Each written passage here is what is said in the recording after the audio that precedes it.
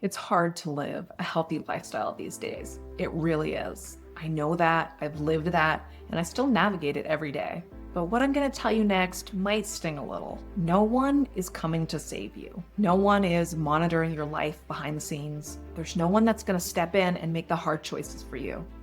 They're not going to tell you to get your shit together. No one's going to wake you up at 6 a.m. to go for a run before work. No one's going to come in and turn off the TV in front of you and tell you to go prep your lunches for the week. No one is coming to knock the bag of chips out of your hand. And no one is going to sit you down, look you in the eyes, and clearly lay out what's going to happen if you keep doing what you're doing. There's no invisible safety net where someone steps in before things get too bad. It's just you.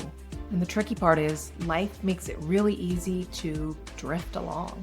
You blink and weeks are gone. You make a resolution for January 1st and by February, it's gone. You tell yourself, I'll get back on Monday and spend the weekend getting takeout, drinks, whatever. And then Monday turns into next Monday and next Monday turns into months later. And slowly, quietly, behind the scenes, things start to add up.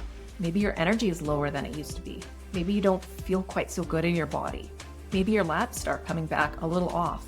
Cholesterol starts creeping up, blood sugar, blood pressure, and then maybe your doctor will say something incredibly vague like, eat less fried food, eat more vegetables, and exercise regularly. Gee, thanks. And you're like, okay, but how? Because we already know that. That's not the problem. Maybe in that moment, sitting in that doctor's office, you feel scared enough to change. You think, okay, this is it. I'm gonna get it together this time. Then life keeps moving, that fear fades, and you just slip right back into those same patterns. Because no one is gonna care as much about your energy, your mood, your mobility, your labs, as much as you. Because it's only you in your body. And I have to ask you, gently but honestly, do you really want to wait until something irreversible happens before you wake up? There's the saying, a healthy person has 1,000 wishes. A sick person, only one. Because here's the truth people don't like to say out loud. You don't accidentally end up healthy. You drift into unhealthy. And avoiding the decision to make a change is the decision. The default path is decline. The natural state of the universe is entropy. You have to actively choose otherwise. You can ignore your bad habits, but your body is still keeping score. Your future isn't decided in some big dramatic turning point.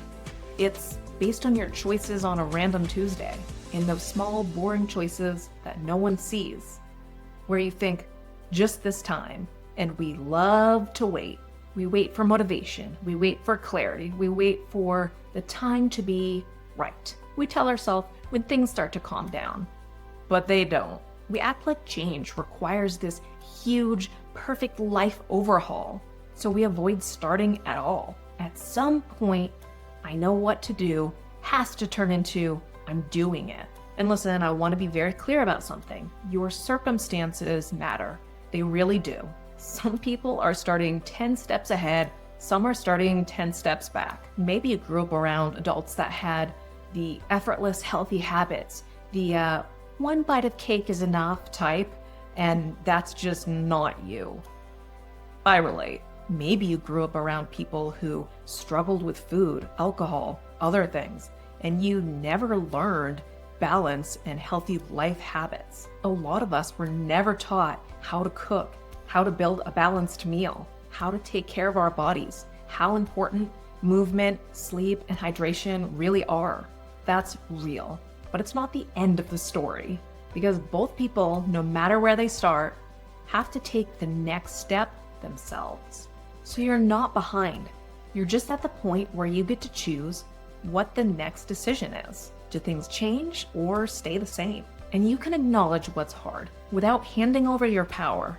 And I believe from the bottom of my heart, it's never too late. Now here's the part that might actually be the best news in all of this. If no one's coming to save you, then it means you're not stuck waiting. You don't need permission. You don't need a perfect plan. You don't need to become a different person overnight. You just need to start acting like someone who takes care of themselves, even if it's a fake it till you make it situation. Because no one's gonna stock your pantry with healthy staples. No one's gonna build your perfectly balanced plate of food. No one's gonna magically make vegetables taste good for you if you don't put in the work to learn how to cook them and season them. And no one's gonna fix your relationship with food except you.